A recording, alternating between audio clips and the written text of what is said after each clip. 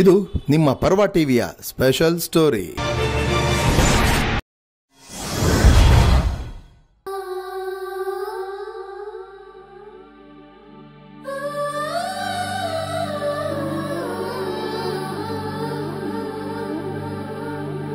ಸವಿ ಸವಿ ನೆನಪು ಸಾವಿರ ನೆನಪು, ಸಾವಿರ ಕಾಲಕ್ಕೂ ಸವೆಯದ ನೆನಪು, ಎದೆಯಾಳದಲ್ಲಿ ಬಚ್ಚಿಕೊಂಡಿರುವ ಅಚ್ಚಳಿಯದ ನೂರೊಂದು ನೆನಪು.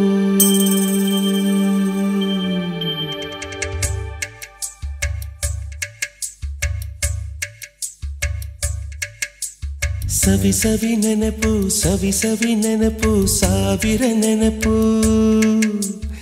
ಎದೆಯಾಳದಲ್ಲಿ ಬಚ್ಚಿಕೊಂಡಿರುವ ಅಚ್ಚಳಿಯದ ನೂರೊಂದು ನೆನಪು. ಏನೋ ಒಂದು ತೊರೆದ ಹಾಗೆ, ಯಾವುದೋ ಒಂದು ಪಡೆದ ಹಾಗೆ, ಅಮ್ಮನ ಮಡಿಲ ಅಪ್ಪಿದ ಹಾಗೆ, ಕಣ್ಣಂಚಲ್ಲಿ ಕಣ್ಣೀರ ನೆನಪು.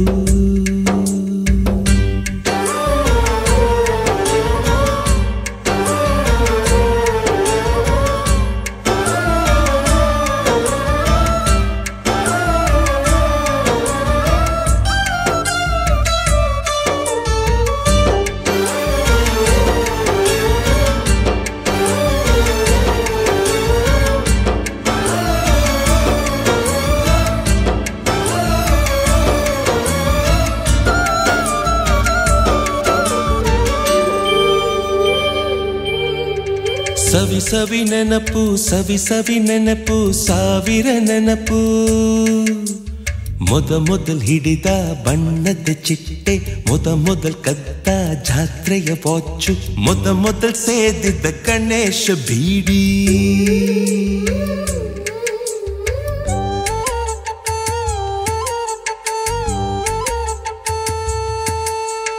ಮೊದಲ್ ಕೂಡಿಟ್ಟ ಹುಂಡಿಯ ಕಾಸು, ಮೊದಲ್ ಕಂಡ ಟೂರಿಂಗ್ ಸಿನಿಮಾ, ಮೊದಲ್ ಗೆದ್ದ ಕಬಡ್ಡಿ ಆಟ,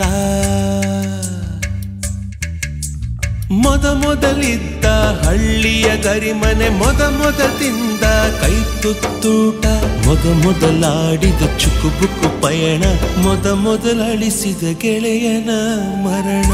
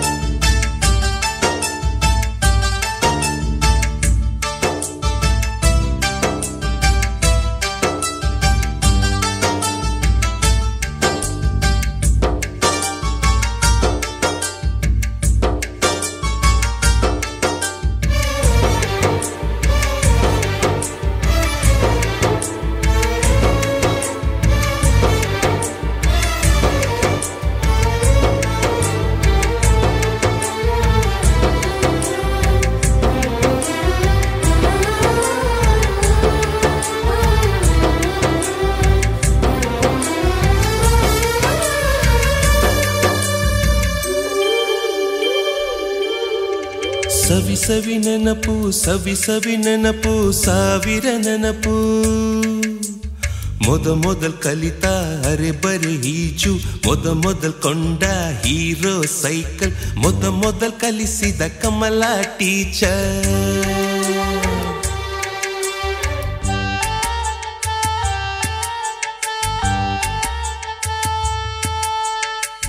ಮೊದಲ್ ತಿಂದ ಅಪ್ಪನ ಏಟು, ಮೊದಲಾದ ಮೊಣಕೈ ಗಾಯ, ಮೊದಲ್ ತೆಗೆಸಿದ ಕಲರ್ ಫೋಟೋ, ಮೊದಲಾಗಿ ಚಿಗುರಿದ ಮೀಸೆ, ಮೊದಲಾಗಿ ಮೆಚ್ಚಿದ ಹೃದಯ, ಮೊದಲ್ ಬರೆದ ಪ್ರೇಮದ ಪತ್ರ, ಮೊದಲಾಗಿ ಪಡೆದ ಮುತ್ತು. ಸವಿ ಸವಿ ನೆನಪು ಸವಿ ಸವಿ ನೆನಪು ಸಾವಿರ ನೆನಪು, ಸವಿ ಸವಿ ನೆನಪು ಸವಿ ಸವಿ ನೆನಪು ಸಾವಿರ ನೆನಪು. ಅಧ್ಯಕ್ಷತೆಯನ್ನು ವಹಿಸಿರತಕ್ಕಂಥ ಮಿತ್ರವಾಗಿರ್ತಕ್ಕಂಥ ಟಿ.ವಿ. ಹನುಮಪ್ಪನವರೇ, ನನ್ನ ಸಹೋದ್ಯೋಗಿಗಳೇ, ಎಲ್ಲಕ್ಕಿಂತ ಮಿಗಿಲಾಗಿ ನನ್ನ ಆತ್ಮೀಯ ಶಿಷ್ಯಂದಿರೇ, ಈ ಸಮಾರಂಭ ಇಷ್ಟೊಂದು ಅದ್ಭುತವಾಗಿ ನಡೆಯಲಿಕ್ಕೆ ಕಾರಣಕರ್ತರಾಗಿರ್ತಕ್ಕಂಥ ಮುಖಂಡರುಗಳೇ, ಸದಸ್ಯರುಗಳೇ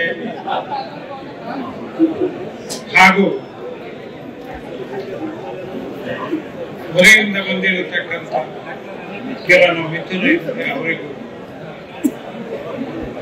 ನನ್ನ ವಂದನೆಗಳು.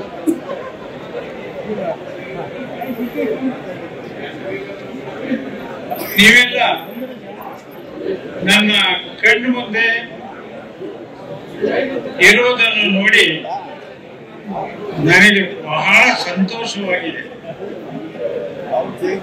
ನಿಮ್ಮೆಲ್ಲರ ಜೊತೆಯಲ್ಲಿ ಸೇರಿಕೊಂಡು ನಿಮ್ಮ ಸಂತೋಷದಲ್ಲಿ ನಾನು ಭಾಗಿಯಾಗಲಿಕ್ಕೆ ಒಂದು ಅವಕಾಶ ಸಿಕ್ಕಿರೋದಕ್ಕೆ ನಿಜವಾಗಿಯೂ ನಾನು ನುಡಿಯನ್ನು ಹೇಳಲಿಕ್ಕೆ ಬಯಸ್ತೇನೆ. ಬಹಳ ವರ್ಷಗಳ ಹಿಂದೆ ನೀವು ಭಾರತೀಯ ಕಾಲೇಜಿನಲ್ಲಿ ವಿದ್ಯಾರ್ಥಿಗಳಾಗಿದ್ದ ಸಂದರ್ಭದಲ್ಲಿ ಇದ್ದ ನೆನಪು ನನ್ನ ಕಣ್ಣು ಮುಂದೆ ಈಗ ಕಂಡ ಹಾಗೆ ಕಾಣ್ತಾ ಇದೆ. ನೀವು ಆಗ ಗುರುಗಳಿಗೆ ತೋರುತ್ತಿದ್ದಂತ ಪ್ರೀತಿ, ವಿಶ್ವಾಸ, ಗೌರವ ಇವುಗಳೆಲ್ಲವೂ ಕೂಡ ಇಂದು ಹಸನಾಗಿಯೇ ಇವೆ ಅಂತ ಹೇಳಲಿಕ್ಕೆ ಬಯಸ್ತೇನೆ. ಎಷ್ಟೊಂದು ಪ್ರೀತಿ ವಿಶ್ವಾಸದಿಂದ ಆಗ ನೀವು ಕಾಣ್ತಿದ್ದೀರಿ. ನಿಮ್ಮಲ್ಲಿ ಎಷ್ಟೊಂದು ವಿಧೇಯತೆ ಇತ್ತು, ಗಾಂಭೀರ್ಯತೆ ಇತ್ತು, ಎಷ್ಟೊಂದು ರೀತಿಯಲ್ಲಿ ನಮ್ಮನ್ನು ಆಗ ನೋಡಿಕೊಳ್ತಿದ್ದಾರೆ ಅಂತ ಹೇಳಿದ್ರೆ ಇವತ್ತೊಂದು ದಿವಸ ನಾನು ಹೇಳಲಿಕ್ಕೆ ನಿಜವಾಗಿಯೂ ಆಶ್ಚರ್ಯ ಆಗ್ತಾ ಇದೆ. ಆಗ ಗುರು ಶಿಷ್ಯರ ಸಂಬಂಧ ಅಷ್ಟೊಂದು ಚೆನ್ನಾಗಿತ್ತು. ಸಂಬಂಧ ಮಾತ್ರವಲ್ಲ, ಗುರುಗಳು ಹೇಳಿದ ಮಾತನ್ನು ಕೇಳತಕ್ಕಂತ ವಿದ್ಯಾರ್ಥಿಗಳು ಹಾಗಾಗಿತ್ತು. ಶಿಷ್ಯರೆಲ್ಲರೂ ಕೂಡ ಆಗ ಗುರುಗಳ ಮಾರ್ಗದರ್ಶನದಲ್ಲೇ ಹೋಗ್ತಾ ಇದ್ರು. ಅವರ ಮಾತನ್ನು ಮೀರ್ತಾ ಇರ್ತಿರಲಿಲ್ಲ. ಅಷ್ಟೊಂದು ನಿಕಟವಾಗಿರ್ತಕ್ಕಂತ ಸಂಬಂಧ ಇತ್ತು. ಈಗ ನಾವು ನೋಡಿದ್ರೆ ಮೊದಲು ನೀವು ಯಾವ ರೀತಿಯಲ್ಲಿ ಪ್ರೀತಿ, ವಿಶ್ವಾಸ, ಗೌರವಗಳನ್ನು ಅಧ್ಯಾಪಕರಿಗೆ ಕೊಡ್ತಿದ್ದರೋ ಅದಕ್ಕಿಂತಲೂ ಹೆಚ್ಚಿನದಾಗಿರತಕ್ಕಂತ ಪ್ರೀತಿ, ವಿಶ್ವಾಸ, ಗೌರವಗಳನ್ನು ಈಗ ನೀವು ಕೊಡ್ತಾ ಇದ್ದೀರಿ. ಈ ಕಾಲದಲ್ಲಿ ನಿಜವೂ ನನಗೆ ಆಶ್ಚರ್ಯ ಆಗ್ತದೆ. ಈಗಿನ ಆಗ ವಿದ್ಯಾರ್ಥಿಗಳು ಈಗಲೂ ಕೂಡ ಆ ರೀತಿಯಾಗಿ ರೆಸ್ಪೆಕ್ಟ್ ಕೊಡ್ತಾ ಇದ್ದಾರ, ಕೊಡ್ಲಿಕ್ಕೆ ಸಾಧ್ಯವೇ ಅಂತ ಹೇಳಿ ನನಗೆ ಆಶ್ಚರ್ಯ ಆಗ್ತಾ ಇದೆ. ಯಾಕೆಂದ್ರೆ ಈ ಕಾಲದಲ್ಲಿ ನಿಮಗಲ್ಲ, ಈ ಕಾಲದಲ್ಲಿ ವಿದ್ಯಾರ್ಥಿಗಳಿಗೂ ಶಿಷ್ಯ ಮತ್ತು ಗುರುಗಳಿಗೂ ಯಾವುದೇ ವಿಧವಾಗಿರತಕ್ಕಂತ ಸಂಬಂಧ ಇಲ್ಲದ ರೀತಿಯಲ್ಲಿ ಇದೆ. ಗುರು ಸಂಬಂಧ ಅಷ್ಟೊಂದು ಚೆನ್ನಾಗಿಲ್ಲ, ಬಹಳ ಅಧೋಗತಿಗೆ ಹೋಗಿದೆ.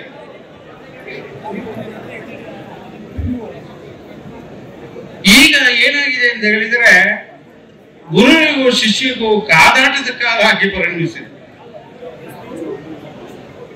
ಇಂಥ ಸಂದರ್ಭದಲ್ಲಿ ನೀವು ಇಷ್ಟೊಂದು ಪ್ರೀತಿ, ವಿಶ್ವಾಸ, ಗೌರವಗಳನ್ನು ತೋರ್ತಾ ಇರೋದು ನೋಡಿದ್ರೆ ನನಗೆ ನಿಜವಾಗ್ಲೂ ಆಶ್ಚರ್ಯ ಆಗ್ತಾ ಇದೆ. ನಾವು ಎಲ್ಲಿದ್ದೇವೆ? ಭಾರತೀಯ ಕಾಲೇಜಿನಲ್ಲಿ ಇದ್ದಂತ ಕಾಲದಲ್ಲಿ ಇದ್ದ ಸ್ಥಿತಿಗಿಂತಲೂ ಚೆನ್ನಾಗಿದೆಯಲ್ಲ ನಮ್ಮ ವಿದ್ಯಾರ್ಥಿಗಳ ಮಾತು, ಕತೆ, ಅವರ ನಡೆ, ನುಡಿ, ರೀತಿ ಅಂತ ಹೇಳಿ ನನಗೆ ಆಶ್ಚರ್ಯಕ್ಕೆ ಅದನ್ನು ಯಾವ ಈಗ ನಾವು ಕಾಣ್ತಾ ಈಗಿನ ಕಾಲದಲ್ಲಿ ಇರತಕ್ಕಂಥ ವಿದ್ಯಾರ್ಥಿಗಳಲ್ಲಿ ಇದನ್ನು ನಾವು ಕಾಣ್ತಾ ಇಲ್ಲ.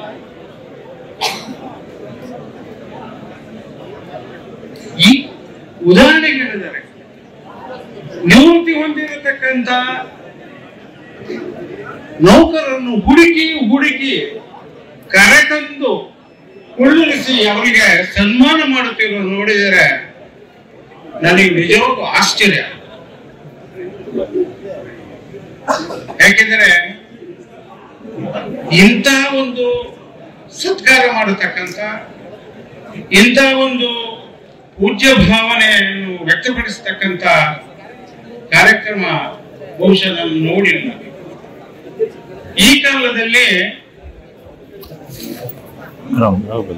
ನೀವು ಯಾವ ರೀತಿಯಲ್ಲಿ ಅಧ್ಯಾಪಕರಿಗೆ ಗೌರವ ಸಲ್ಲಿಸ್ತಾ ಇದ್ದೀರೋ ಆ ರೀತಿಯಾಗಿರತಕ್ಕಂಥ ಕಾರ್ಯಕ್ರಮ ಅಥವಾ ಸಮಾರಂಭಗಳನ್ನು ಯಾವ ಕಾಲೇಜಿನಲ್ಲಿಯೂ ಕೂಡ ಮಾಡಿರೋದನ್ನ ನೋಡಿಲ್ಲ, ಕೇಳಲಿಲ್ಲ. ಅಂತಹ ಒಂದು ಸದ್ಭಾವನೆ ಇರತಕ್ಕಂಥ ಗುರು ಶಿಷ್ಯರ ಒಂದು ಸಂಬಂಧ ಏನು ಅಂತ ಹೇಳಿದ್ರು ಎತ್ತಿ ತೋರಿಸಿದಂತಹ ಒಂದು ಸಮಾರಂಭ ಇದೆ. ನನಗೆ ನಿಜವಾಗ್ಲೂ ಸಂತೋಷ ಆಗ್ತಾ ಇದೆ. ಎಷ್ಟೊಂದು ರೀತಿಯಲ್ಲಿ ನಮ್ಮನ್ನು ಸತ್ಕರಿಸಿದರೆ, ನೋಡಿದರೆ, ಗೌರವಿಸಿದರೆ. ನಿಜವಾಗೂ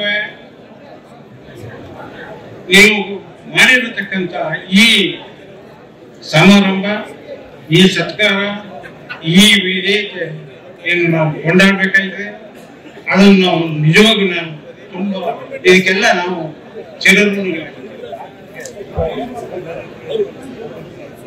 ಈಗ ನಾವು ನೋಡಿದರೆ ಇಂಥ ಸಮಾರಂಭಗಳು ಬಹಳ ವಿರಳ.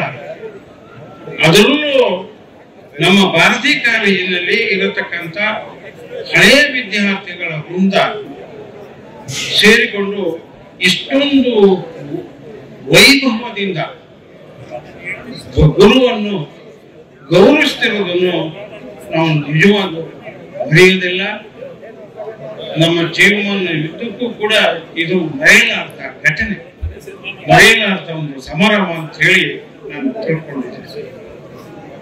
ನಿಮ್ಗೆಲ್ಲರಿಗೂ ಇಂತಹ ಒಂದು ಸತ್ಕಾರವನ್ನು ಮಾಡಿದ್ದಕ್ಕಾಗಿ, ಇಷ್ಟೊಂದು ಪ್ರೀತಿ ವಿಶ್ವಾಸದಿಂದ ನಮ್ಮನ್ನು ಕಂಡದಕ್ಕಾಗಿ ನಾವೆಲ್ಲರೂ ಚಿರಋಣಿಗಳು. ನಾವೆಲ್ಲರೂ ನಿಮಗೆ ವಂದಿಸ್ತೇವೆ. ಅದೇ ರೀತಿಯಲ್ಲಿ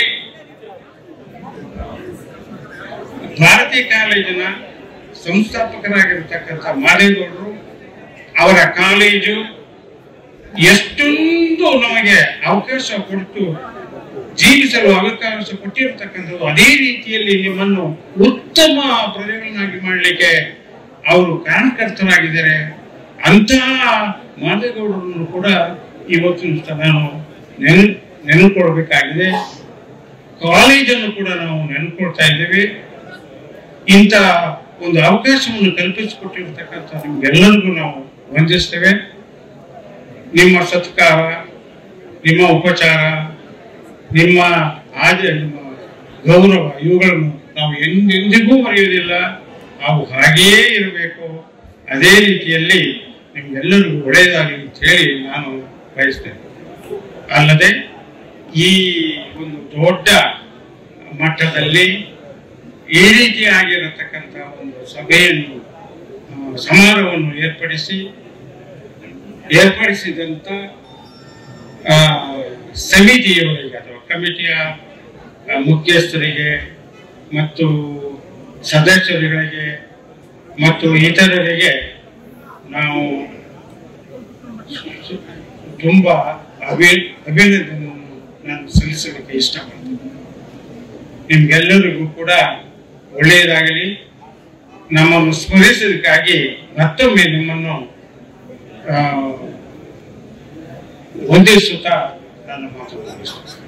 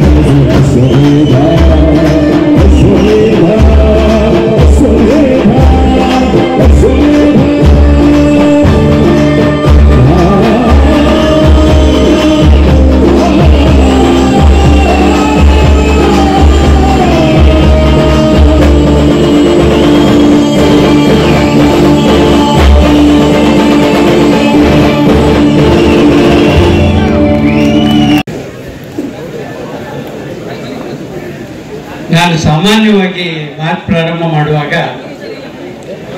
ಬಂಧುಗಳೇ ಅಂತೇಳಿ ಶುರು ಮಾಡೋದುಂಟು. ಇವತ್ತು ಆ ಪದಕ್ಕೆ ಹೆಚ್ಚು ತೂಕ ಇದೆ ಅಂತ ಅನ್ನಿಸ್ತದೆ. ನಮ್ಮ ವಿದ್ಯಾರ್ಥಿಗಳೆಲ್ಲ ನಮ್ಮ ಪ್ರೀತಿಯ ಬಂಧುಗಳೇ ಆಗಿ ನಮ್ಮನ್ನ ಇಲ್ಲಿ ಆಹ್ವಾನ ಮಾಡಿದ್ದಾರೆ. ಅದಕ್ಕಾಗಿ ಮೊದಲಿಗೆ ನಾನು ಹೃತ್ಪೂರ್ವಕವಾದಂತಹ ಧನ್ಯವಾದಗಳನ್ನ ಅರ್ಪಿಸ್ತೇನೆ. ಈಗ ಒಂದು ನಿಮಿಷದ ಮುಂಚೆ 30 ವರ್ಷದ ಹಿಂದಿನ ನಿಮ್ಮ ಶಿಷ್ಯ ಸರ್, ನಿಮ್ಮ ಪುಸ್ತಕ ರಿಪೇರಿ ಆಗದಿರುವವ ನನಗೆ ಈಗಲೂ ನೆನಪಲ್ಲಿದೆ ಅಂತ ಸ್ನೇಹಿತರು ಹೇಳಿದ್ರು. ರಿಪೇರಿ ಆಗದಿರುವವ ಅನ್ನೋದು ನಂದೊಂದು ಕೌನ್ ಸಂಕಲ್ಪದ ಹೆಸರು. ತಮಾಷೆಗೆ ಬಹಳಷ್ಟು ಜನ ಪುಸ್ತಕದ ಹೆಸರು ಅದಿಯೇ, ಬರೆದವರು ಹಂಗಿಯೇ ಅಂತ. ನಾನು ರಿಪೇರಿ ಆಗಲೇ ಇಲ್ಲ ಅಂತ ಅವರ ಭಾವನೆ. ಬೇಕಾಗಿಲ್ಲ, ಸರಿಯಾಗಿದ್ರೆ ರಿಪೇರಿ ಆಗುವ ಅಗತ್ಯ ಇಲ್ಲ ಅಂತ ಅನ್ಕೊಂಡಿದ್ದೀನಿ.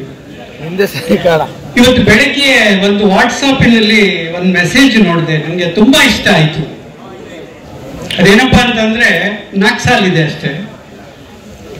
ಅವರು ಆಸ್ತಿ ಅಧಿಕಾರ ಸಂಪಾದನೆ ಮಾಡಿದ್ದಾರೆ ಅಂತೆಲ್ಲ ತುಂಬಾ ಜನ ಮಾತಾಡ್ಕೋತಾರೆ.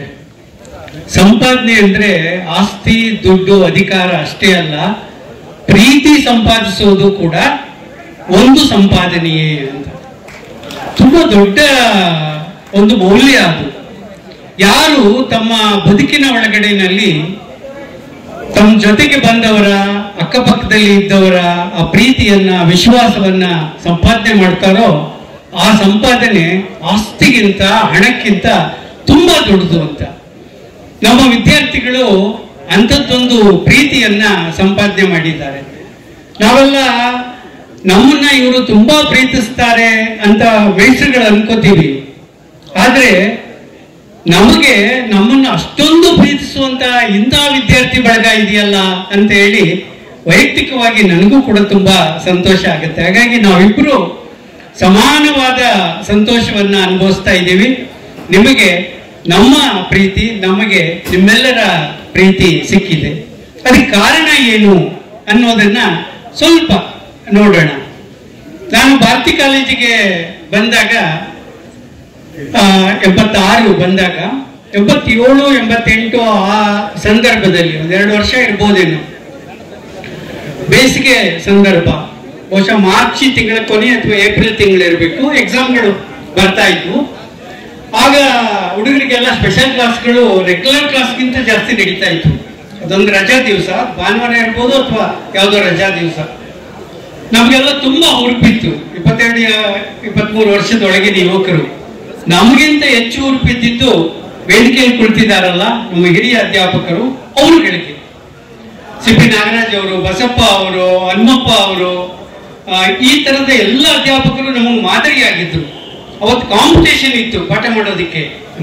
ಟೈಮ್ ಟೇಬಲ್ ಹಾಕೊಂಡು ರಜಾ ದಿನಗಳಲ್ಲಿ ಪಾಠ ಮಾಡಬೇಕಾಗಿತ್ತು. ನಮಗೆ ಯಾರು ಮಾದರಿಯಾದರು ಅಂತ ಅನ್ನೋದಕ್ಕೆ ಈ ಘಟನೆ ಒಳ್ಳೆ ಉದಾಹರಣೆ. ನನ್ನ ಬದುಕಿನಲ್ಲಿ ಅದೊಂದು ಮಹತ್ವದ ತಿರುವು. ಅವತ್ತೊಂದು ರಜಾ ದಿವಸ ಅಂತ ಹೇಳಿದ್ನಲ್ಲ, ಆ ದಿವಸ ಹನುಮಪ್ಪ ಅವರು ಪ್ರಿನ್ಸಿಪಾಲ್ ಆಗಿದ್ರು. ಅವರು ಚೇಂಬರಿಗೆ ಬಂದ್ರು. 10-10:30 ಇರಬೇಕು.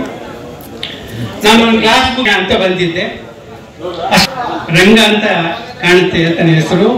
ಆತ ಬಂದು ತನ್ನ ಪ್ಯಾಂಟ್ ಅನ್ನ ಅರ್ಧ ಮಡಚಿ ಲೆಟ್ರಿನ್ ರೂಮ್ಗೆ ಹೋಗಿ ಎಲ್ಲವನ್ನ ಚರಪರ ಉಜ್ಜಿ ಕ್ಲೀನ್ ಮಾಡಿ ಆಮೇಲೆ ಹೊರಗಡೆಗೆ ಬಂದ ಮೇಲೆ ಪ್ರಿನ್ಸಿಪಾಲ್ ಬಂದಿದ್ರು. ಅವರಿಗೆ ಕೈ ಮುಗಿದ್ಬಿಟ್ಟು, ಸರ್ ಇವತ್ತು ನನ್ನ ಮದುವೆ ಇದೆ ಸರ್, ದಯವಿಟ್ಟು ನೀವು ಬರಬೇಕು ಅಂತ ಹೇಳಿ. ನಾನು ಈ ರಜಾ ದಿವಸದಲ್ಲಿ ನಮ್ಮ ಹುಡುಗರಿಗೆ ಬಂದು ಅದೇನೋ ಮಾಡ್ತಾ ಇದ್ದೀನಿ, ದೊಡ್ಡ ಸೇವೆ ಮಾಡ್ತಾ ಇದ್ದೀನಿ ಅಂತ ಅನ್ಕೊಂಡ್ಬಿಟ್ಟಿದ್ದೆ. ಆದ್ರೆ ಆತ ತನ್ನ ಮದುವೆ ದಿವಸ ಬಂದು ಪ್ರಿನ್ಸಿಪಾಲ್ ಚೇಂಬರ್ನ ಶೌಚಾಲಯವನ್ನ ಸ್ವಚ್ಛಗೊಳಿಸಿ ತನ್ನ ಮದುವೆಗೆ ನೀವೆಲ್ಲ ಬರಬೇಕು ಅಂತ ಆಹ್ವಾನ ಮಾಡಿದ್ನಲ್ಲ, ಆತ ನಮಗೊಂದು ರೀತಿಯಲ್ಲಿ ಬಹುದೊಡ್ಡ ಮಾದರಿ ಅನ್ನುವಂಥದ್ದು. ನಾವೆಲ್ಲ ಇಂಥ ಮಾದರಿಗಳಿಂದಲೇ ತಮ್ಮ ಬದುಕನ್ನ ರೂಪಿಸ್ಕೊಂಡವರು, ಕಟ್ಕೊಂಡವರು. ನಾವು ಬಂದಾಗಲಂತೂ ನಮಗೆ ಎಷ್ಟು ದೊಡ್ಡ ಮಾದರಿಗಳಿದ್ವು ಅಂದ್ರೆ, ಒಂದು ಜಿ ಮಾದೇಗೌಡರೇ ಬಹುದೊಡ್ಡ ಮಾದರಿ. ಅವರ ಆ ಒಂದು ಶಿಸ್ತು, ಅವರ ಕೋಪ, ಅವರ ವಿದ್ಯಾರ್ಥಿಗಳಿಗೆ ತೋರಿಸ್ತಾ ಇದ್ದ ಪ್ರೀತಿ, ಇವೆಲ್ಲ ನಮ್ಮ ಕೈಯಲ್ಲಿ ಅಳವಡಿಸ್ಕೊಳ್ಳೋಕೆ ಸುಲಭವಾಗಿ ಆಗ್ತಿರ್ಲಿಲ್ಲ. ಮೊಟ್ಟ ಮೊದಲನೇ ಬಾರಿಗೆ ಬೋರಯ್ಯ ಅಂತ ಹೇಳಿ ಒಬ್ಬ ಹುಡುಗ, ತುಂಬಾ ಜನ ಮೇಷ್ಟ್ರಿಗೆ ಗೊತ್ತಿದೆ, ಅವನು 5ನೇ ರ್ಯಾಂಕ್ ಅನ್ನು ಆರ್ಟ್ಸ್ ಅಲ್ಲಿ ಪಡ್ಕೊಂಡ. ಅದು ಎಷ್ಟು ಸಂತೋಷ ಆಗೋಯ್ತು ಗೌಡ್ರಿಗೆ ಅಂತಂದ್ರೆ, ಆಗ ಅವ್ರು MP ಆಗಿದ್ರು. ರೂಮ್ ನಂಬರ್ ಇವತ್ತು 11-10 ಅಂತ ನಾವು ಕರಿತೀವಲ್ಲ, ಆ ದೊಡ್ಡ ರೂಮ್ ನಲ್ಲಿ ಆ ಹುಡುಗನಿಗೊಂದು ಸನ್ಮಾನ ಇಟ್ಕೊಂಡಿದ್ರು. ಅಲ್ಲೊಂದು 120 ಜನ ಕೂತ್ಕೋಬಹುದಾದದ್ದು. ಆ ಹುಡುಗನನ್ನ ಕೂರಿಸಿ ತಮ್ಮ ಪಕ್ಕದಲ್ಲೇ ಕೂರಿಸ್ಕೊಂಡ್ರು. ಆ ಬೋರಯ್ಯಂಗೆ ಒಂದು ವಾಚ್ ಕಟ್ಟಿ 1,000 ರೂಪಾಯಿ ಪ್ರೋತ್ಸಾಹ ಕೊಟ್ಟು ಮಾತಾಡಪ್ಪ ಅಂತ ಬಿಟ್ರು. ಅದೇ ಇವತ್ತು ಸ್ಟೇಟ್ ಲೆವೆಲ್ ಆಫೀಸರ್ ಆಗಿದ್ದಾನೆ. ಅವನು ಮಾತಾಡೋಕ್ ಮೊದಲು, ನಾನು ರ್ಯಾಂಕ್ ಬರೋದಕ್ಕೆ ನಮ್ಮ ಮೇಷ್ಟ್ರೇ ಕಾರಣ ಅಂತ ನಮ್ಮ ಮುಂದಿದ್ದವ್ರಿಗೆಲ್ಲ ಹೇಳ್ತಾರೆ. ನಾವೆಲ್ಲ ಕಾಲರ್ ಅಪ್ ಮಾಡ್ಕೊಬಿಟ್ವಿ. ಆದ್ರೆ ಫೇಲ್ ಆದವ್ರನ್ನು ಕೇಳಿ, ನಾ ಫೇಲ್ ಆಗೋಕೆ ಮೇಷ್ಟ್ರೇ ಕಾರಣ ಅಂತಾರೆ. ರ್ಯಾಂಕ್ ಬರೋಕ್ಕಾಗ್ಲಿ ಫೇಲ್ ಆಗೋಕ್ಕಾಗ್ಲಿ ಮೇಷ್ಟ್ರ ಕಾರಣ ಅಲ್ಲ ಅನ್ನೋ ಸತ್ಯ ನಮಗ್ ಗೊತ್ತಿರಬೇಕು. ಅದು ವಿದ್ಯಾರ್ಥಿಯ ಶ್ರಮದ ಮೇಲೆ ನಿಂತಿರುತ್ತೆ. ಆಮೇಲೆ ಆ ಹುಡುಗ ಹೇಳಿದ್ದೇನಪ್ಪಾ ಅಂತಂದ್ರೆ, ನಾನು ತುಂಬಾ ಹಾರ್ಡ್ ವರ್ಕ್ ಮಾಡ್ತಿದ್ದೆ. ಮನೆಯಲ್ಲಿ ಓದೋದಕ್ಕೆ ಅವನಿಗೆ ಕರೆಂಟ್ ಇರ್ಲಿಲ್ಲ, ಊಟ ಮಾಡೋದಕ್ಕೆ 3 ಹೊತ್ತು ಊಟ ಇರ್ಲಿಲ್ಲ, ಹಾಸ್ಟೆಲಲ್ಲೇ ಬೆಳೆದವನು. ಅಂತ ವಿದ್ಯಾರ್ಥಿ ಹೇಳ್ದ, ನಾನು ತುಂಬಾ ಹಾರ್ಡ್ ವರ್ಕ್ ಮಾಡ್ತಾ ಇದ್ದೆ. ಎಷ್ಟು ಅಂತಂದ್ರೆ ಈ ವರ್ಷದ ಕೊನೆಯಲ್ಲಿ ನಾನೊಂದು 64-66 ರೀಫಿಲ್ ಖರ್ಚು ಮಾಡಿದ್ದೀನಿ. ಎಷ್ಟು ಬರವಣಿಗೆ ಮಾಡಿದ್ದೀನಿ ನಿಜ. ಹಾರ್ಡ್ ವರ್ಕ್ ಮಾಡ್ತಾ ಇದ್ದಂತ ಹುಡುಗರು ಅವತ್ತಿದ್ರು. ಈಗ ಮೊನ್ನೆ 4-5 ವರ್ಷದಿಂದ ಕರೋನಾ ಬಂತಲ್ಲ, 4 ವರ್ಷದಿಂದ, ಆಗ ನಾವು ಕಾಲೇಜಿಂದ ಕೊಟ್ಟ ನೋಟ್ಬುಕ್ಗಳೆಲ್ಲ ಹುಡುಗರು ಬಳಸಲೇ ಇಲ್ಲ. ಅದ್ರ ಮುಂದಿನ ವರ್ಷ ನಾನು ಪ್ರಿನ್ಸಿಪಾಲ್ ಆಗಿದ್ದೆ. ಬಂದು ಹುಡುಗರು ನೋಟ್ಸ್ ಬೇಕಾಗಿಲ್ಲ ಸರ್, ನಮ್ಗೆ ಎಕ್ಸೈಸ್ ಬೇಡ, ಯಾಕಂದ್ರೆ ಹೋದ ವರ್ಷ ಕೊಟ್ಟದ್ದೇ ಹಂಗೆ ಅವೆ. ಹೋದ ವರ್ಷ ಕೊಟ್ಟದ್ದನ್ನ ಒಂದು ಅಕ್ಷರನೂ ಬರೀದೇ ಇದ್ದವರು ಈಗಿನ ಕಾಲದ ಹುಡುಗರು 64 ರೀಫಿಲ್ ಖರ್ಚು ಮಾಡಿ ಭವಿಷ್ಯದಲ್ಲಿ ಉತ್ತಮವಾದಂತ ಸೌಲಭ್ಯಗಳನ್ನು ಕಟ್ಕೊಂಡವರು ಆ ಕಾಲದ ಹುಡುಗರು. ನೀವೆಲ್ಲ ಆ ವರ್ಗಕ್ಕೆ ಸೇರಿದಂತವರು. ಅಂತ ವಿದ್ಯಾರ್ಥಿಗಳನ್ನ ಇವತ್ತು ಭೇಟಿ ಮಾಡ್ತಾ ಇರೋದು ನಿಜಕ್ಕೂ ಕೂಡ ನಮ್ಗೆಲ್ಲ ಸಂತೋಷ ಆಗ್ತದೆ. ನನಗೆ ಈ ಕಾರ್ಯಕ್ರಮಕ್ಕೆ ಬರೋದಕ್ಕೆ ಆಹ್ವಾನ ಕೊಟ್ಟಾಗ ನಮ್ಮ ವಿದ್ಯಾರ್ಥಿಗಳು ಹೇಳಿದ್ರು, 2 ಮಾತನ್ನ 2 ನಿಮಿಷದಲ್ಲಿ ಹೇಳಿ ಸರ್ ಅಂತ. ಆಗ ಒಂದು ಗಾದೆಯನ್ನ ನಾನು ಹೇಳಿದ್ದೆ, ಅದನ್ನ ನಮ್ಮ ಮಾಯಪ್ಪ ಅವರು ಕೂಡ ಹೇಳಿದ್ರು. ಇನ್ನೊಂದ್ಸಾರಿ ಹೇಳ್ತೀನಿ ನಾನು ಅಂತ. ನಮ್ಮ ಅಜ್ಜಿ ಹೇಳಿದ ಮಾತದು, ಸಂಬಂಧಗಳು ಉಳಿಬೇಕು ಅಂದ್ರೆ ಏನ್ ಮಾಡ್ಬೇಕು? ಏನೂ ಇಲ್ಲ, ತೊಳಿತಾ ಬೆಳಗ್ತಾ ಇದ್ರೆ ಕಂಚು ಒಳಿಯುತ್ತೆ ಅಂತ, ಹೋಗ್ತಾ ಬರ್ತಾ ಇದ್ರೆ ಸಂಬಂಧ ಬೆಳೆಯುತ್ತೆ ಅಂತ. 30 ವರ್ಷದ ವಿದ್ಯಾರ್ಥಿಗಳು ನಮಗೆ ಫೋನ್ ಮಾಡಿ ಸರ್ ಬರ್ಬೇಕು ಅಂತ ಕರೆದಾಗ ಆ ಸಂಬಂಧ ಬೆಳೀತಾ ಹೋಗುತ್ತೆ. ಈಗ ಒಂದು ಗ್ರೂಪ್ ಮಾಡಿದ್ದೀರ, ಆ ಗ್ರೂಪ್ ಎಷ್ಟು ನಿಮ್ಗಷ್ಟೇ ಅಲ್ಲ, ನಮ್ಮ ಸಂಸ್ಥೆಗೆ, ನಮ್ಮ ಅಧ್ಯಾಪಕರುಗಳಿಗೆ ಅದು ಎಂತಹ ಒಂದು ಮೈಲೇಜ್ ಅನ್ನ ಕೊಡುತ್ತೆ ಅಂತಂದ್ರೆ, ಒಂದು ಘನತೆ ಗೌರವವನ್ನು ಕೊಡುತ್ತೆ ಅಂದ್ರೆ, ಸಂಬಂಧವನ್ನು ಬೆಳೆಸ್ತದೆ ಅಂದ್ರೆ, ಆ ಕಾರಣಕ್ಕೋಸ್ಕರನಾದ್ರೂ ಇದು ಬೇಕು. ಇದು ನಿಸ್ವಾರ್ಥವಾದ ಒಂದು ಕಾರ್ಯಕ್ರಮ. ಲಯನ್ಸ್ ರೋಟರಿ ಕಾರ್ಯಕ್ರಮಗಳಿರ್ತಾವೆ, ನೀವೆಲ್ಲ ನೋಡಿದ್ದೀರಾ. ಅಲ್ಲೆಲ್ಲ ಯಾರು ಸಿಕ್ಕ ತಕ್ಷಣ ಒಂದು ವಿಸಿಟಿಂಗ್ ಕಾರ್ಡ್ ಕೊಟ್ಬಿಟ್ಟು ತಗೊಳ್ಳಿ ಅಂತಾರೆ, ಬಿಸ್ನೆಸ್ ಅದು. ಆದ್ರೆ ಇಲ್ಲಿ ಆ ತರದ್ ಯಾವುದೂ ಇಲ್ಲ. ಪ್ರೀತಿ ಒಂದೇ ಈ ಕಾರ್ಯಕ್ರಮದ ಹಿಂದೆ ಇರುವಂತ ಮೂಲ ಸತ್ವ, ಮೂಲ ಮೌಲ್ಯ. ಅದಕ್ಕೋಸ್ಕರ ನಿಮ್ಗೆಲ್ಲ ನಾನು ಹೃತ್ಪೂರ್ವಕವಾಗಿ ವಂದಿಸ್ತಾ, ನಮ್ಮೆಲ್ಲ ಅಧ್ಯಾಪಕರ ಪರವಾಗಿ ಇಂಥ ಕಾರ್ಯಕ್ರಮಗಳು ಮತ್ತೆ ಮತ್ತೆ ನಡೀಲಿ, ಜೊತೆ ಕಾಕ್ಟೈಲು ಇರಲಿ. Thank you. ಇನ್ನೊಂದು ಭಾಷೆ ಇದೆ, ಯಾವುದು ಕೇರಳದ ಭಾಷೆ, ಮಲಯಾಳ. ನಿಮ್ಗೆ ಅರ್ಥ ಆಗದ್ರೆ ಮಲಯಾಳ ಮೀನ್ ಕೇಳಿಸಿದ್ರು. Community actual always a problem with the countries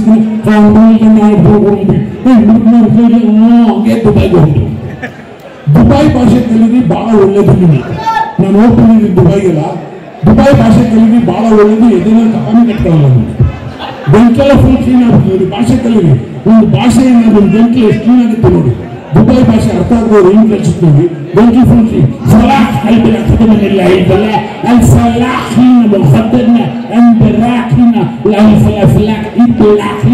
ಕಪಾಯೆಲ್ಲ ಆಚೆ ಬರುತ್ತೆ.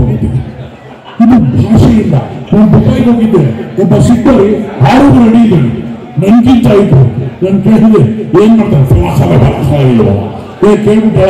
ಕೇಳ್ಬಿಟ್ಟು ಹೇಳಿದ್ರು ಸರ್ ಹಾಲು ಕರೀತಾನಂತ. 6 ಅಡಿ ಹಾಲು ಕರೀತೀನ, ನಮ್ಮಲ್ಲಿ ಹಾಲು ಕರೆಯೋರು ಇಷ್ಟೇ ತರಗರ ಕರೀತಾರೆ. ಸರ್ ಇಲ್ಲ ಸರ್, ದುಬೈ ಒಂಟೆ ಹಾಲು ಅವನೇ ಬಕೆಟ್ ತಲೆ ಮೇಲೆ ಇಟ್ಕೊಂಡು ಕರೀತಾರೆ. ಯಾವ ಭಾಷೆ ಅನ್ನೋದು ಬಹಳ ಇಂಪಾರ್ಟೆಂಟ್. ಈ ಭಾಷೆ ಯಾಕೆ ಬಂತು ಅಂತ ಹೇಳ್ತೀನಿ. ಭಾಷೆಯಿಂದ ತಲೆ ಕೆಡಿಸ್ಕೋಬೇಕಾಗಿಲ್ಲ. ನಾವು ಮಾತಾಡ್ತಾ ನಾವೇನ್ ತಿಂತೀವಲ್ಲ ಅದ್ರ ಎಫೆಕ್ಟ್ ಭಾಷೆ. ನಾವೇನ್ ತಿಂತೀವಿ ಅದ್ರ ಎಫೆಕ್ಟ್ ನೋಡಿಬೇಕಾದ್ರೆ ಕೆಲವು ನಡಿವಾಗಲೇ ಹಿಂಗೆ ನಡೀತಾರೆ. ಕೋಳಿ ಜಾಸ್ತಿ ತಿಂದು ಆಗ್ಬಿಡ್ತಾರೆ. ಇನ್ನು ಕೆಲವರು ರೋಡ್ ಸೈಡಲ್ಲೇ ಓಡಾಡ್ತಿರ್ತಾರೆ, ಅವ್ರು ಪೋರ್ಕ್ ಜಾಸ್ತಿ ತಿಂದಿರ್ತಾರೆ. ಅದು ಭಾಷೆದ ಎಫೆಕ್ಟ್. ಅದು ಯಾಕೆ ಹೇಳಿದೆ ಅಂದ್ರೆ, ಯಾರು ಏನ್ ಊಟ ತಿಂತಾರೆ ಎಫೆಕ್ಟ್ ಇರ್ತದೆ ನೋಡಿ. ನಮ್ಮಲ್ಲಿ ಮುದ್ದೆ ಜಾಸ್ತಿ, ಮುದ್ದೆ ತಿಂದು ನಮ್ದು ಎಫೆಕ್ಟ್ ನೋಡಿ ಹೆಂಗಿರುತ್ತೆ. ಯಾರು ಹೆಸರು ಹೇಳಿಲ್ಲ, ಸುಮ್ಮನೆ ಮುದ್ದೆ ಎಫೆಕ್ಟ್ ಅದು ಅಷ್ಟೇ. ಇನ್ನು ಕುಂಬಳಕಾಯಿ ತಿನ್ನೋರು ನೋಡು, ಮುತ್ಗಳನ್ನ ಅಲ್ಲಾಡ್ತಾರೆ, ಅದು ಕುಂಬಳಕಾಯಿ ಎಫೆಕ್ಟ್.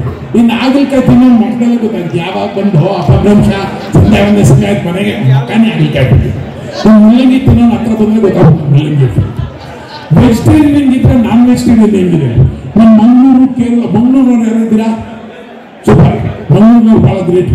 ಮಿಸ್ ವರ್ಲ್ಡ್ ಇಂದ ಅಂಡರ್ ವರ್ಲ್ಡ್ ವರೆಗೂ ಎಲ್ಲ ಅವರು. ನೋಡಿ ಬೇಕಾದ್ರೆ ಮಿಸ್ ವರ್ಲ್ಡ್ ಅಂಡರ್ ವರ್ಲ್ಡ್ ಎಲ್ಲ ಅವರು. ಮಂಗಳೂರು ಮೀನು ಜಾಸ್ತಿ ತಿಂತಾರೆ, ಅದ್ರ ಎಫೆಕ್ಟ್ ಇರ್ತದೆ. ಗೊತ್ತಿದೆ ಮನೆ ಆ ಇಂಚು ಮೀನ್ ಎಫೆಕ್ಟ್. ನಿಮ್ಮ ಬೆಂಗಳೂರಲ್ಲಿ 2-3 ಎಫೆಕ್ಟ್ ಇದೆ.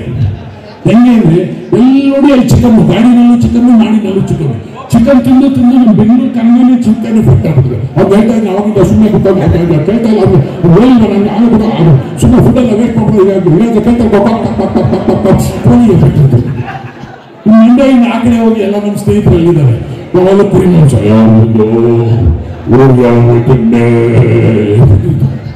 ನಮ್ಮ ಶಿವಾಜಿನಗರ ಆ ಕಡೆ ನೋಡಿ ದೊಡ್ಡದು, ಎಲ್ಲ ದೊಡ್ಡದು ಮಾತಾಡುವಾಗ ಎಫೆಕ್ಟ್ ಇರ್ತದೆ, ಅರ್ಥ ಆಗೋರ್ಗೆ ಅರ್ಥ ಆಗುತ್ತೆ. ಶಿವಾಜಿನಗರ ಆ ಕಡೆ ಎಫೆಕ್ಟ್ ನೋಡಿ ದೊಡ್ಡ ತಿಂತಾರೆ. sunnah perlu orang malu menjaga satu demi cucu negara bidalnya muktar ulang berat berat demi sunnah cagar kau usai kau berat sunnah ni berat kau kali yang kita kan kau kali berat kau berat ini apa yang ini muri Singapura muri ಮಾತಾಡುವಾಗ Singapura ini ಮತ್ತೆ ನೀನು ಯಾಕೆ ಅಂದ್ರೆ ಮಕ್ಕಳು ಜಾಗ ಇಲ್ಲ ಅವ್ರಿಗೆ, ಊರಲ್ಲೂ ಜಾಗ ಇಲ್ಲ, ಮಕ್ಕಳಲ್ಲೂ ಜಾಗ ಇಲ್ಲ. ಸಿಂಗಾಪುರ ನೋಡಿ ಹಿಂಗೆ ಓಡಾಡಬೇಕು, ಜಾಗ ಇಲ್ಲ. ಕಣ್ ತೆಗೆದ್ರೆ ಬಾಯಿ ಮುಚ್ತಾರೆ, ಬಾಯಿ ತೆಗೆದ್ರೆ ಕಟ್ಬಿಡು, ಮಗ ಹಿಂಗೆ ಎರಡು ನಿರ್ತೀಯ. ನಮ್ಮ ಕರ್ನಾಟಕದಲ್ಲಿ ಹಂಗಲ್ಲ, ನಮ್ಗೆ ಮುಖದಲ್ಲೂ ಜಾಗ ಇದೆ, ಜೋಬಲ್ಲೂ ಜಾಗ ಇದೆ, ಮನಸ್ಸಲ್ಲೂ ಜಾಗ ಇದೆ. ಬಂದವ್ರಿಗೆಲ್ಲ ಹೊಟ್ಟೆ ತುಂಬಾ ಊಟ ಹಾಕಕ್ಕೆ ಜಾಗ ಇದೆ, ಅದು ಕರ್ನಾಟಕದಲ್ಲಿ. ಬಂದವ್ರಿಗೆಲ್ಲ ಹೊಟ್ಟೆ ತುಂಬ ಆಗ್ತದೆ. ಯಾರು ಕನ್ನಡಿಗ, ಎಲ್ಲ ಧರ್ಮಗಳಿಗೆ ಗೌರವ ಕೊಡೋನು ಕನ್ನಡಿಗ, ಎಲ್ಲ ತಾಯಿನ ತನ್ನ ತಾಯಿ ತರ ನೋಡೋನು ಕನ್ನಡಿಗ, ಬೇಡುವನೆಲ್ಲ ಕನ್ನಡಿಗ, ನೀಡುವುದು ಕನ್ನಡಿಗ. ಇದು ಕನ್ನಡಿಗನ ಅಡ್ರೆಸ್ ಅಷ್ಟೇ. ಅದು ಧನ್ಯವಾದಗಳು. ಯಾರು ಚಪ್ಪಳ ಬಂದವರಿಗೆಲ್ಲ ಧನ್ಯವಾದಗಳು. ನಾವು ಭಾಷೆಗಳು ಅಂತೀವಿ, ಭಾಷೆ ಯಾವುದರಿಂದ ಬರುತ್ತೆ, ಭಾಷೆಯಿಂದ ಹಾಸ್ಯ ಬರುತ್ತೆ. ಆದ್ರೆ ಎಲ್ಲಕ್ಕಿಂತ ಹಾಸ್ಯ ನಡೆದಿರೋ ಯಾರ ಮೇಲೆ ಅಂದ್ರೆ ಹೆಂಡತಿ ಮೇಲೆ. ಹೆಂಡತಿ ಬಂದು ಮಾತಾಡಿದಾಗೆಲ್ಲ ನಮ್ಮ ಕಾಮಿಡಿ ಅನ್ಸುತ್ತೆ, ಬಟ್ ನಾವು ಉತ್ತರ ಕೊಡಲ್ಲ, ಸೀರಿಯಸ್ ಆಗಿರ್ತೀವಿ. ಹೆಂಡತಿ ಒಂದ್ಸತಿ ಬಂದಲ್ಲಿ ರೀ ಆ ಮನೆ ಮುಂದೆ ಕಿಟಕಿ ಇದೆಯಲ್ಲ, ಅದಕ್ಕೆ ಕರ್ಟನ್ ಹಾಕಿರಿ. ನಮ್ಮನೆ ಕಿಟಕಿ ನಾವೇ ಕರ್ಟನ್ ಹಾಕಿ, ಹೌದ್ರಿ ಕರ್ಟನ್ ಹಾಕಿರಿ ಮನೆ ಕಿಟಕಿ. ಯಾಕೆ ಮುಂದ್ಗಡೆ ಯಾವನೊಬ್ಬ ಬ್ಯಾಕ್ ಸೈಡ್ ಬಂದಾಗ ಮನೆ ಬಾಡಿಗೆಗೆ ಮಾತಿದ್ರೆ ನಮ್ಮ ಕಿಟಕಿ ಕಡೆನೇ ನೋಡ್ತಾನೆ, ಈ ಕಡೆ ನೋಡ್ತಾನ, ಈ ಕಡೆನೇ ನೋಡ್ತಾನ. ನೀವು ನೋಡುತ್ತ ನಾನು ಇನ್ನೂ ಮುಖ ತೋರಿಸಿಲ್ಲ, ಒಂದ್ಸತಿ ಮುಖ ತೋರಿಸ್ಬಿಟ್ಟು ಅವನು ಕರ್ಟನ್ ಹಾಕಿರ್ತೀನಿ. ಅಂದ್ರೆ ಹೆಂಡತಿ ಗಂಡ ಹೆಂಡತಿ ಅವರಲ್ಲಿ ಹಾಸ್ಯಗಳು ಬೇಕಾದಷ್ಟು ನಡೀತದೆ. ಆದ್ರೆ ಒಂದು ಮಾತು ಹೇಳ್ತೀನಿ ಸ್ನೇಹಿತರೆ, ನೀವು ಎಂಥದೇ ಸಾಹುಕಾರರಾಗಿರಿ, ಎಂಥದೇ ಒಳ್ಳೆ ಕಾರಲ್ಲಿ ಮಗನಿಗೆ ಕಳಿಸಿ, ಕೆಲವರು AC ಕಾರಲ್ಲಿ ಕಳಿಸ್ತಾರೆ ಹುಡುಗನ ಸ್ಕೂಲ್ಗೆ, ನೋಡ್ಬೇಕು AC ಕಾರಲ್ಲಿ, ನಮಗೆ AC ಕಾರ್ ಅರ್ಧ ವಿದ್ಯಾಭ್ಯಾಸ ಹೋಗ್ಬಿಟ್ಟಿದ್ದಾರೆ. ಯಾರು ರಿಯಲಿ ವಿದ್ಯಾಭ್ಯಾಸ ಕಲಿಯೋದು ಗೊತ್ತಾ, ನಡ್ಕೊಂಡು ಸ್ಕೂಲ್ ಹೋಗ್ತಾನಲ್ಲ ಅವ್ನ ಜೀವನ ಕಲಿತಾ ಇರ್ತೀವಿ. ಬರೀ AC ಕಾರಲ್ಲಿ ಹೋದ್ರೆ ಏನು ಕಲಿಯಕ್ಕಾಗಲ್ಲ. ಯಾಕೆ ಅಂತ ಹೇಳ್ತೀನಿ, ಈ ಹಾಸ್ಯದ ಮೇಲಿದೆ. ಅದು ಬೆಂಗಳೂರಿನಲ್ಲಿ ಮಲ್ಲೇಶ್ವರ ಹತ್ರ ಒಂದು ದೇವಸ್ಥಾನದ ಮುಂದೆ 3 ಹಸು ಕೂತಿತ್ತು. ಭಯಭೂಸ ಬಂದ ಕೊಡ್ರಿ, ಅದನ್ನ ಬುದ್ಧ ಎದಳ್ಳಿ ಅಂತ ವಯಸ್ಸಾದವ್ರು ಬಂದ್ರೆ ಮಾಡಪ್ಪ ಗೋಮಾತೆ ಅದು ಅದಕ್ಕೆ ಎದ್ದಲ್ಲ ನೋಡ್ರೆ ಓಡಾಡ್ಬೇಕಾಗ ಇಲ್ಲ, ಮೋಟರ್ ಬೈಕ್ ಬಿಟ್ಬಿಟ್ಟು ಇಳಿದ್ಬಿಟ್ಟು ನಮಸ್ಕಾರ ಮಾಡ್ಬಿಟ್ಟು ಹೇಳು ಗೋಮಾತೆ ಜಾಗ ಕೊಡಮ್ಮ. ಹೌದಾ, ಮೋಟರ್ ಬೈಕ್ ಬಿಟ್ಟ ಕೆಳಕ್ ಬಂದ, ಅಮ್ಮ ಗೋಮಾತೆ ಜಾಗ ಬಿಡಮ್ಮ, ಅಮ್ಮ ಗೋಮಾತೆ ಜಾಗ ಬಿಡಮ್ಮ. ಒಂದು ಹಸು ಎದ್ದು ಹೋಗ್ಬಿಡ್ತು ಸೈಡ್ಗೆ, ಖುಷಿ ಆಗ್ಬಿಟ್ಟ, ಅದೇ ಎದಾಗ್ತಾ ಇದೆ, ವೆರಿ ಗುಡ್. ಇನ್ನೊಂದೈತೆ, ಅಮ್ಮ ಗೋಮಾತೆ ಜಾಗ ಬಿಡಮ್ಮ, ಅಮ್ಮ ಗೋಮಾತೆ ಜಾಗ ಬಿಡಮ್ಮ, ಅದು ಎದ್ದು ಹೋಗ್ಬಿಡ್ತು, ಖುಷಿ ಆಯ್ತು ನಿಮ್ಗೆ. ಇನ್ನೊಂದೇ ಒಂದಿದೆ, ಅಮ್ಮ ಗೋಮಾತೆ ಜಾಗ ಬಿಡಮ್ಮ, ಅಮ್ಮ ಗೋಮಾತೆ ಜಾಗ ಬಿಡಮ್ಮ. ಜಾಗ ಬಿಡ್ತಾ ಇಲ್ಲ, ಸರಿ ನೋಡು, ಅದು ಗೋ ಮಾತೆ ಅಲ್ಲ, ಗೋ ಅಪ್ಪ. ಅದಕ್ಕೆ ನಡ್ಕಣಿಸ್ಕೊಂಡು ಆದವ್ರಿಗೆ ಗೊತ್ತಾಗುತ್ತೆ. ನೀವು ಬರೀ ಯಾವುದನ್ನು AC ಕಾರಲ್ಲಿ ಹೋದ್ರೆ ಗೊತ್ತಾಗಲ್ಲ ಅಂತ ಹೇಳ್ತಾ ಇವತ್ತು ನಮ್ಮ ಕಾರ್ಯಕ್ರಮದಲ್ಲಿ ನಮ್ಗೆ ಹೆಂಗೆ ಅಂದ್ರೆ ಮುಂದಿನ ಕೂತು ಪ್ರೇಕ್ಷಕರು ಚಪ್ಪಾಳೆ ಬರೆದ್ರೆ ಮಾತಾಡ್ತಾ ಇರೋಣ ಅನ್ಸುತ್ತೆ, ಮುಂದಿನ ಪ್ರೇಕ್ಷಕರು ಕೂತು ಚಪ್ಪಾಳೆ ಬರೆದ್ರೆ ಹಾಡು ಹೇಳ್ತಾ ಇರೋಣ ಅನ್ಸುತ್ತೆ. ಅದಕ್ಕೆ ಯಾವತ್ತೂ ಪ್ರೇಕ್ಷಕರಿಗೆ ಏನ್ ಬೇಕು ಅಂದ್ರೆ ನಮ್ಗೆ ಯಾವ ಕೋಟಿ ಕೋಟಿ ದುಡ್ಡೆಲ್ಲ ಬೇಕಾಗಿದ್ದು ನಿಮ್ಮ ಪ್ರೀತಿಯ ಚಪ್ಪಾಳೆ ಬೇಕು, ಅದನ್ನ ಯಾವಾಗಲೂ ಕೊಡ್ತಾ ಇರಿ ಅಂತ ಹೇಳ್ತಾ ಒಂದು ಸಣ್ಣ, ಯಾಕಂದ್ರೆ ಪೌರಾಣಿಕ ಬಹಳ ಇಷ್ಟಪಡೋರೆಲ್ಲ ಇದ್ದಾರೆ, ಅದಕ್ಕೆ ಒಂದು ಸಣ್ಣ ಡೈಲಾಗ್ ಹೇಳ್ಬಿಟ್ಟು ಮುಂದಿನ ಗೀತೆಗೆ ಹೋಗೋಣ. ಯಾವುದು ಅಂದ್ರೆ ಬಬ್ರುವ.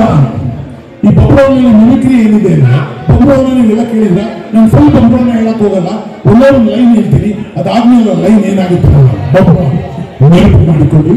ನೀವು ಬಳಿಪ್ರತಿ ಬಂದಿದ್ದು ನಮ್ಮ ತಾಯಿ ಚಿತ್ರಾಂಗದನ್ನು ಕಂಡಿದ್ದು, ಗಾಂಧಿ ನದಿಯಲ್ಲಿ ಮದುವೆಯಾಗಿದ್ದು ಯಾವುದೋ ನೆನಪಿಗೆ ನಿಜವಾಗಿದ್ದರೆ ತಾನೇ ನೆನಪು ನೀಡೋದು. ಹೋಗಿ ನಿಮ್ಮ ತಾಯಿಯನ್ನ ಕೇಳು, ನಿನ್ನ ಜನ್ಮಕ್ಕೆ ಕಾಣುವ ನಿಮ್ಮಪ್ಪ ಯಾರು ಅಂತ. ಅವ್ರ ಮಾತನ್ನು ಬೇರೆ ಯಾರಾದ್ರೂ ಹೇಳಿದ್ರೆ ಅವ್ರ ಹೃದಯನ ಬಂದು ಮನುಷ್ಯನಿಗೆ ಯೋಚನೆ ಕೊಟ್ಬಿಡ್ತದೆ. ನನ್ನ ತಾಯಿ ಅತಿಷ್ಟೇ ತೋರುತ್ತದೆ. ಇದು ಭಗವಾನ ಕೇಳಿದ್ರಲ್ವಾ? ಈಗ ಇದಕ್ಕೆ ನಮ್ಮ ರಘುಸ್ತಾರ ಅಂಬರೀಷ್ ಹೇಳಿದ್ರೆ ಹೆಂಗಿರ್ಬೇಕು?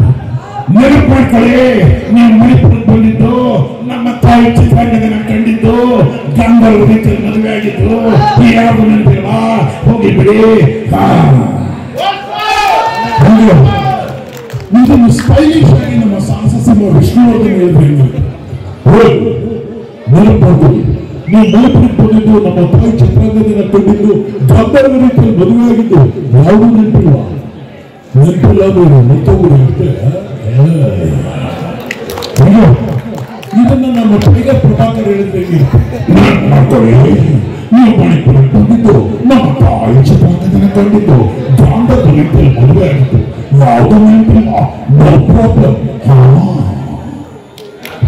ಕೊನೆಯದಾಗಿ ಒಬ್ಬರಿಗೆಲ್ಲ ಧನ್ಯವಾದಗಳು. ಕೊನೆಯದಾಗಿ ಈಗ ಶಂಕರ್ನಾಗ ಏನಾದರೂ ಬದಲಾವಣೆ ಮಾಡು. ನೆನಪು ಮಾಡ್ಕೊಳ್ಳಿ, ನೀವು ಮಣಿಪುರಕ್ಕೆ ಬಂದಿದ್ದು, ನಮ್ಮ ತಾಯಿ ಚಿತ್ರಾಂಗದೇನ ಕಂಡಿದ್ದು, ಗಂಧರ್ವ ರೀತಿಯಲ್ಲಿ ಮದುವೆಯಾಗಿದ್ದು, ಯಾವುದು ನೆನಪಿಲ್ಲ.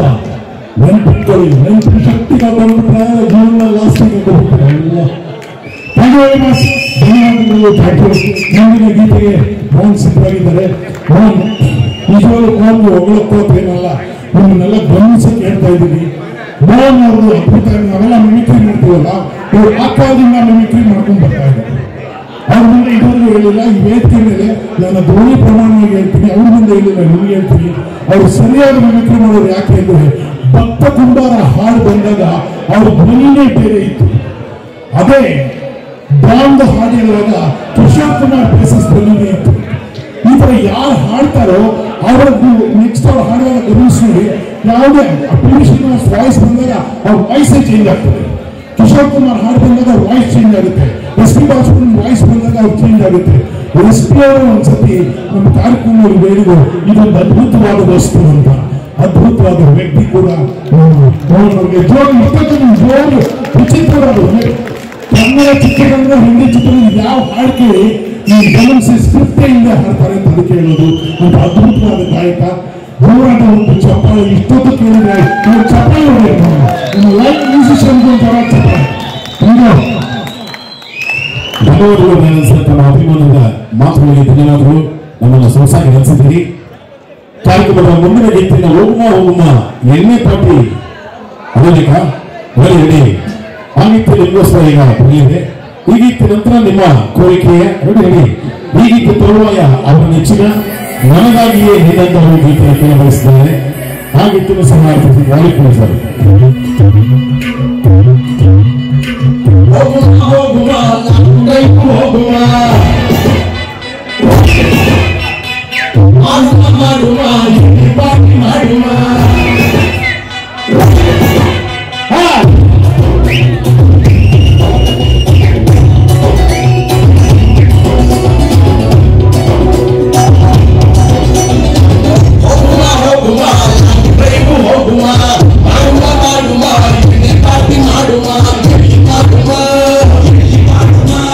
Yeah.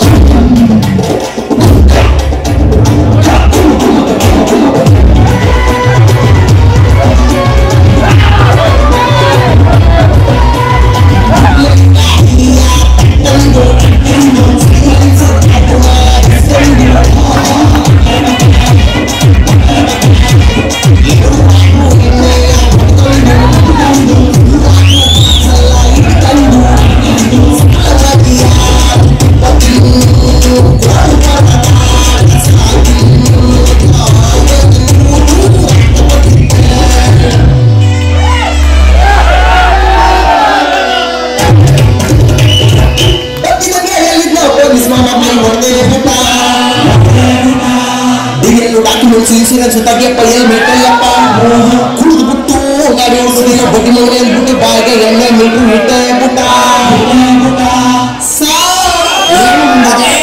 ದಯವಿಟ್ಟು ಎಣ್ಣೆ ಮಡಿಕೊಂಡು ಒಬ್ಬ ಕೈಗೆ ಮಡುತ್ತಿದಂಗೆ ಪೊಲೀಸ್ ಮಾಮ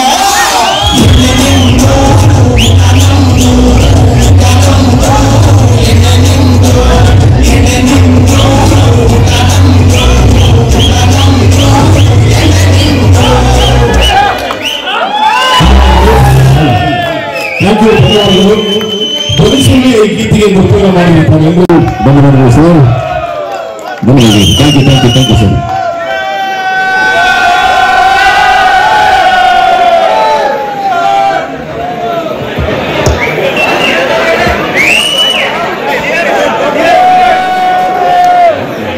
ಈ ಒಂದು ಸಂದರ್ಭದಲ್ಲಿ ಸದಸ್ಯನಾಗಿ ನಾನು ಇವತ್ತು ತಮ್ಮ ಮುಂದೆ ನಿಂತಿದ್ದೀನಿ ಅಂತಂದ್ರೆ ಇದಕ್ಕೆ ನಾವೆಲ್ಲರೂ ಕೂಡ ಕಾರಣೀಕರ್ತರು ಅಂತ ನಾನು ಈ ಸಂದರ್ಭದಲ್ಲಿ ನಾನು ಹೇಳಲಿಕ್ಕೆ ಇಷ್ಟಪಡ್ತೇನೆ. ನಾನು ಚುನಾವಣೆಗೆ ಸ್ಪರ್ಧೆಯನ್ನು ಮಾಡ್ತೀನಿ ಅಂತ ಹೇಳಿದಾಗ ತಾವೆಲ್ಲರೂ ಕೂಡ ನಿಮ್ಮ ಕೈಲಾದ ಮಟ್ಟಿಗೆ ಸಹಕಾರವನ್ನು ಕೊಟ್ಟು ಏನು ಮಂಡ್ಯ, ಮೈಸೂರು, ಹಾಸನ, ಚಾಮರಾಜನಗರದಲ್ಲಿ ಇರ್ತಕ್ಕಂಥ ನಮ್ಮ ಹಳೆಯ ಹಿರಿಯ ವಿದ್ಯಾರ್ಥಿಗಳನ್ನೆಲ್ಲ ತಾವೆಲ್ಲ ಒಗ್ಗೂಡಿಸಿ ನನ್ನ ಪರವಾಗಿ ತಾವೆಲ್ಲರೂ ಕೂಡ ನನ್ನ ಚುನಾವಣೆಯಲ್ಲಿ ಸಹಾಯವನ್ನು ಮಾಡೋದಕ್ಕೆ ನಾನು ಇವತ್ತು ತಮ್ಮ ಮುಂದೆ ವಿಧಾನ ಪರಿಷತ್ತಿನ ಸದಸ್ಯನಾಗಿ ನಾನು ನಿಂತಿದ್ದೇನೆ. ತಮ್ಮೆಲ್ಲರೂ ಕೂಡ ಮನಪೂರ್ವಕವಾಗಿ ನಾನು ಈ ಒಂದು ಸಂದರ್ಭದಲ್ಲಿ ತಮ್ಮೆಲ್ಲರೂ ಕೂಡ ಕೃತಜ್ಞತೆಗಳನ್ನು ಅರ್ಪಿಸಲಿಕ್ಕೆ ನಾನು ಕೂಡ ಇಚ್ಛೆಪಡ್ತಾ ಇದ್ದೇನೆ. ಇವತ್ತು ಮೆಡಿಕಲ್ ಕಾಲೇಜಿಂದ ಹೊರತುಪಡಿಸಿ ಮಿಕ್ಕೆಲ್ಲ ಕೋರ್ಸಸ್ಗಳನ್ನ ನಾವು ಈಗಾಗಲೇ ಭಾರತೀಯ ಎಜುಕೇಶನ್ ಟ್ರಸ್ಟ್ನ ಅಡಿಯಲ್ಲಿ ತಗೊಂಡಿದ್ದೇವೆ. ಇವತ್ತು ಮುಂದಿನ ವರ್ಷದಲ್ಲಿ MBA, MCA, ಪ್ಯಾರಾಮೆಡಿಕಲ್ ಕೋರ್ಸಸ್ಗಳು ಎಲ್ಲ ಕೂಡ ಪ್ರಾರಂಭ ಆಗ್ತದೆ. ಇವನ್ ಲಾ ಕೂಡ ನಾವು ಪ್ರಾರಂಭ ಮಾಡ್ತಾ ಇದ್ದೇವೆ. ಲಾ ಎಜುಕೇಶನ್ ಕೂಡ ನಾವು ಪ್ರಾರಂಭ ಮಾಡ್ತಾ ಇದ್ದೇವೆ. ಬೊಮ್ಮೆಯವರಿಗೆ ಮತ್ತೊಮ್ಮೆ ಲಾ ಬೇಕಾದ್ರೆ ಹೋಗ್ಬೋದು. ಬೊಮ್ಮೆಯವರಿಗೆ ಪೂರ್ಣ ಪ್ರಮಾಣದ ಲಾವನ್ನು ಓದಿಸಲಿಕ್ಕೆ ನಾವು ಕೂಡ ಪ್ರಯತ್ನವನ್ನು ಮಾಡ್ತೇವೆ.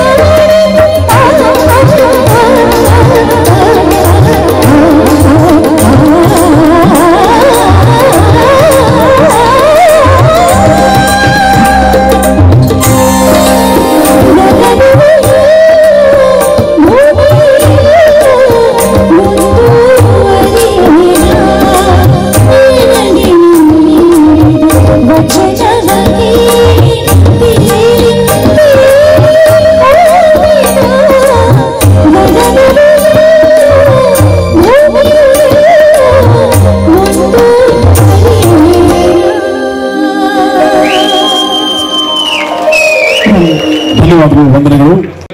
ಶ್ರೀ ಮಧುಜಿ ಮಾದೇಗೌಡ ಅವರೇ, ಕಾರ್ಯದರ್ಶಿಗಳಾದ ಶ್ರೀ PM ನಂಜೇಗೌಡ ಅವರೇ, ಹಾಗೂ ಸುಮಾರು 1970ರಿಂದ ಇಲ್ಲಿಯವರೆಗೆ ಇತ್ತೀಚಿನವರೆಗೂ ಅಧ್ಯಯನ ಮಾಡಿ ಹಲವಾರು ರಂಗಗಳಲ್ಲಿ ತಮ್ಮದೇ ಆದಂಥ ಒಂದು ಸಾಧನೆಯನ್ನು ಮಾಡಿರುವಂಥ ನಮ್ಮ ಕಾಲೇಜಿನ ಹಿರಿಯ ವಿದ್ಯಾರ್ಥಿ ಮಿತ್ರರು. ಈಗಾಗಲೇ CP ನಾಗರಾಜು, ಬಸಪ್ಪನವರು ಎಲ್ಲರೂ ನಮ್ಮ ಕಾಲೇಜಿನ ಬಗ್ಗೆ ಹೇಳಿದ್ದಾರೆ.